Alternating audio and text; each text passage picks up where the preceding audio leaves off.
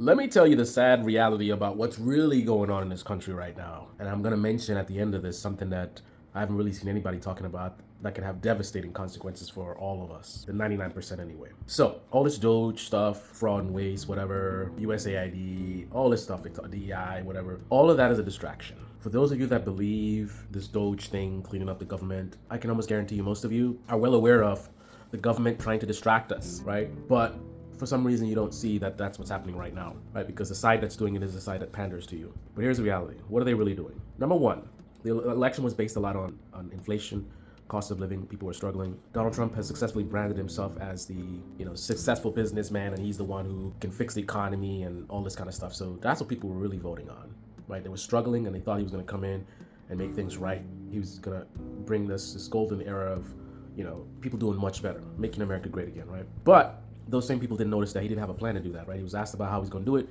He never had an answer. Kamala Harris, I don't like her, but she had an answer. She had a plan. He did not. He just kept saying ambiguous stuff like drill. And the reason that he didn't have a clear answer is why we're seeing what we're seeing now.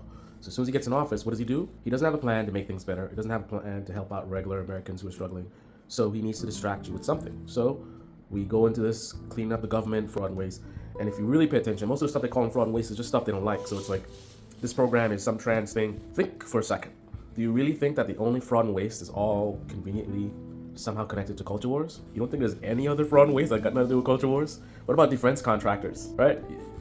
Nothing? What about something completely unrelated to culture wars and just corruption? Some senator makes some deal with some company connected to his family. Why are we not seeing none of that? Why is everything the same clickbait stuff that you see in right-wing media? Oh, DEI, that's by design, man. That's by design. That's the equivalent of if Kamala was in office and they were doing a cleanup and every single thing they found was somehow connected to racism. This is racist, that's racist, oh, this is white supremacist, whatever, right? Knowing that that's the clickbait thing and that's gonna get a lot of people on the left like, yeah, they're rooting out all the white supremacy out of our government. That's what they're doing to y'all. You think the left is the only people that have been manipulated by their politicians, Democrat Party, right? You think the Republican Party not using the same tactics? It's all a distraction because Donald Trump doesn't have any plan or any intention to do anything to help you, poor or middle class people, to help you with the price of gas and eggs. He ain't got no plan for that. So he want to keep you distracted and entertained with this whole fraud and waste when he's not even showing anything that's legitimate fraud. It's just culture war stuff. But there's another side to it. The other side to it is they are distracting you from the fact that they're trying to do the exact opposite. They're trying to do even more fraud, more waste. They're trying to inflate the debt, astronomically. They're trying to pass massive tax cuts for the rich. So they want to get even richer. Donald Trump and his allies, the rich people in the media who are telling you, "Ooh, DOGE is cleaning stuff up, and why the Democrats are concerned about cleaning up fraud?" Right? Those same people, they are just drooling at the mouth, waiting for the tax breaks. How are you going to do the tax breaks? They need to find the money for that. So they're trying to pull from these programs and all this kind of stuff. Next thing they come for, the social safety net stuff, because a lot of money. If you want to cut money, you got two things. You got the Defense Department and you have Social Security, Medicaid, this kind of stuff. There's a lot of money there.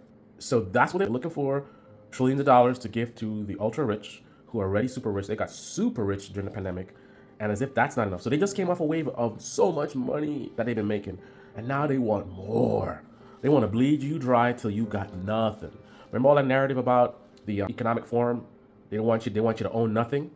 This is it right here. They want to suck you dry till you have nothing left. Till all of us are poor. So there's going to be two classes. You got the 1% and then the 9%. The 99% is not going to be divided into poor and middle class. It's going to be all poor, right? Because they're already taking so much from us.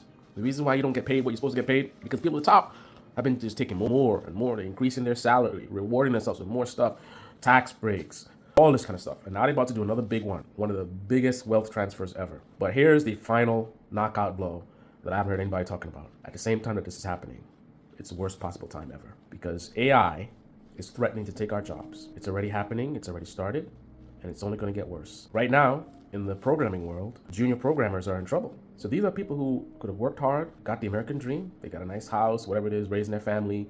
Maybe they came from nothing, built their way up, developed a skill. Junior developers are having trouble finding work right now because the AI can do a lot of the basic stuff. So they want to hire. This technology is moving very rapidly and is a threat to all of us, right? A lot of jobs that a lot of people are doing can be automated.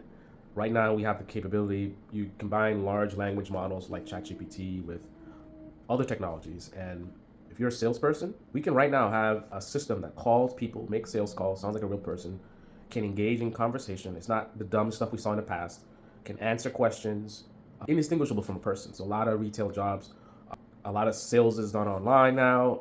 Everybody's at risk. So what is the relevance is? We're looking at a future where a massive amount of people are unemployed, can't find work because their jobs get eliminated by this technology. One of the biggest tools to save us from this future would be our government is the mechanism that has the power to protect us from this demise. And in this moment, we went from the Democrats who will at least try to help us. You know, I'm not a Democrat, never was a Democrat, don't like Democrats, but they'll at least kind of slow walk, some kind of slowing us down from this future to give us a little bit of time to figure things out. Maybe you guys figure out going into business for yourself or a career change or whatever it is. At least they give you a little bit of time. It's unacceptable, you know, the crumbs that they give us, but at least that's something. Well, we traded that for the opposite. We have Elon Musk having so much power and all these billionaires teaming up with Trump. These are the very people who want to automate us out of jobs. It's the billionaires at the top who are just drunk with, you know, greed. It's never enough. Look how much money Elon has, and it's never enough. People don't even realize that. These people could have billions of dollars and it's never enough.